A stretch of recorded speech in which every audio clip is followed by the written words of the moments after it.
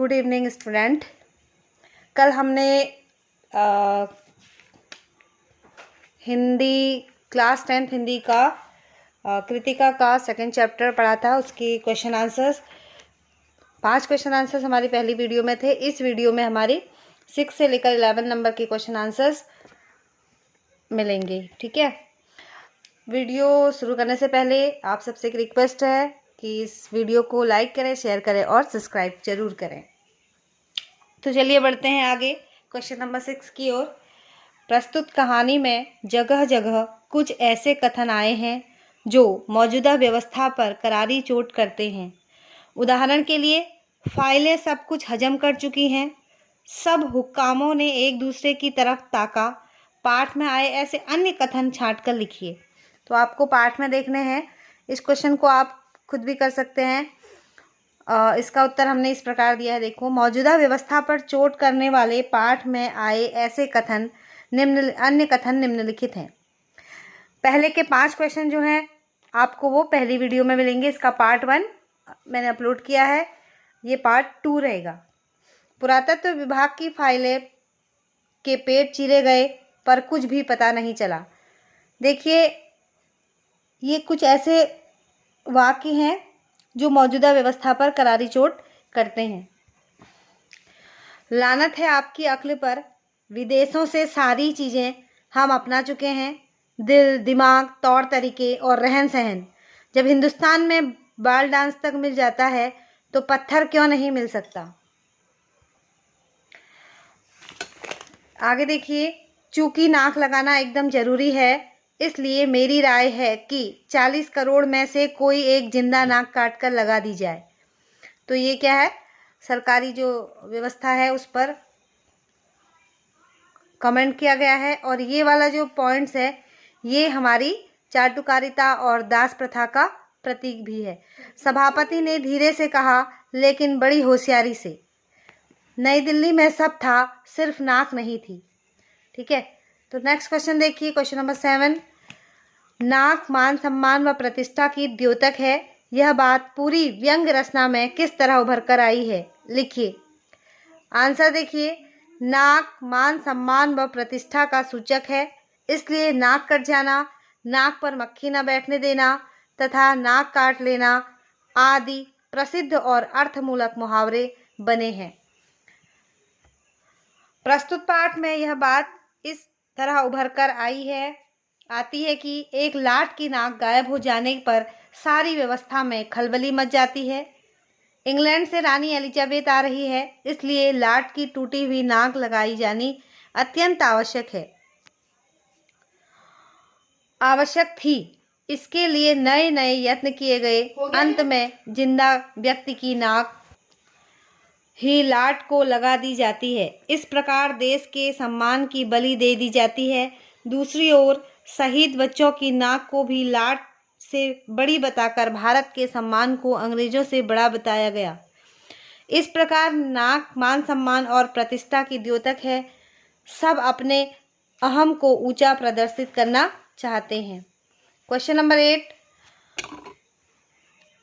George पंचम की लाट पर किसी भी भारतीय नेता, यहाँ तक कि भारतीय बच्चे की नाक फिट न होने की बात से लेखक किस ओर संकेत करना चाहता है। तो इसका उत्तर देखिए, जॉर्ज पंचम की लाट पर किसी भी भारतीय नेता, यहाँ तक कि भारतीय बच्चे की नाक भी फिट न होने की बात से लेखक इस ओर संकेत करना चाहता है कि भारतीय नेता ही नहीं बल्कि भारतीय शहीद बच्चे भी जॉर्ज पंचम से श्रेष्ठ थे। उनका सम्मान अंग्रेजों से ज़्यादा एवं महत्वपूर्ण है। लेखक ने यह भी स्पष्ट किया है कि जहां जॉर्ज पंचम ने ब्रिटिश हुकूमत को कायम रखा, ब्रिटिश सत्ता को मजबूत किया, वहीं भारतीय नेताओं एवं बच्चों के आज़ादी में दिए गए योगदान के सामने जॉर्ज पंचम की नाक का कोई मोल नहीं था। जॉर्ज पंचम जैसे नेता अधिक सम्मान के अधिकारी नहीं है, यही लेखक ने स्पष्ट करने का प्रयास किया है। ठीक है, नेक्स्ट क्वेश्चन देखिए। अखबारों ने जिंदा नाक लगाने की खबर को किस तरह प्रस्तुत किया। तो अखबारों ने जिंदा नाक लगाने की खबर को प्रस्तुत करते हुए छापा कि जॉर्ज पंचम को जिंदा नाक लगाई गई, यानी ऐसी नाक जो बिल्कुल पत्थर की नहीं लगती। इस प्रकार उन्होंने बिना किसी शोर शराबे के बड़ी सादगी से इस खबर को छापा। यह खबर सभी के सामने स्पष्ट होते हुए भी सच्चाई को सामने नहीं ला पाई। सभी लोग सच जानते थे, परंतु उस सच को दबा दिया गया। स्वतंत्रता के बाद भी ब्रिटिश सत्ता की हुकूमत को इस प्रसंग के माध्यम से स्पष्ट किया गया है। क्वेश्चन नंबर नेक्स्ट देखिए, क्वेश्चन नंबर 10। नई दिल्ली में सब था, सिर्फ नाक नहीं थी। अब ये व्यंग्यात्मक प्रश्न है। इस कथन के माध्यम से लेखक क्या कहना चाहता है? तो इसका उत्तर इस प्रकार है। इस कथन के माध्यम से लेखक कहना चाहता है कि रानी एलिजाबेथ के स्वागत के लिए दिल्ली में सभी तरह की तैयारियां हो रही थी। साफ सफाई, सजावट के साथ साथ रानी के लिए सुख सुविधाओं की भी व्यवस्था की जा रही थी। इसके बाद भी एक कमी थी और वह थी जॉर्ज पंचम की नाक। यह नाक अंग्रेजों के मान सम्मान का प्रतीक थी, जिसकी चिंता भारतीय अधिकारियों को हो रही थी। आज़ाद होते हुए भी भारतीयों में आत्मसम्मान की कमी थी। भारतीयों को आज़ादी तो मिल गई, परंतु वह ब्रिटिश मानसिकता से मुक्त नहीं हो पाए। यही दर्शाने का लेखक ने प्रयास किया। भारतीय चाहते हुए भी सत्ता का विरोध कर पाने में असमर्थ हैं। क्वेश्चन नंबर 11 देखिए, ये लास्ट क्वेश्चन है। तो जॉर्ज पंचम इस चैप्टर का, तो जॉर्ज पंचम की नाक लगने वाली खबर के दिन अखबार चुप क्यों थे? तो जिस दिन जॉर्ज पंचम की नाक लगाई गई उस दिन अखबार चुप क्यों थे? यह प्रश्न, इसका उत्तर देखिए।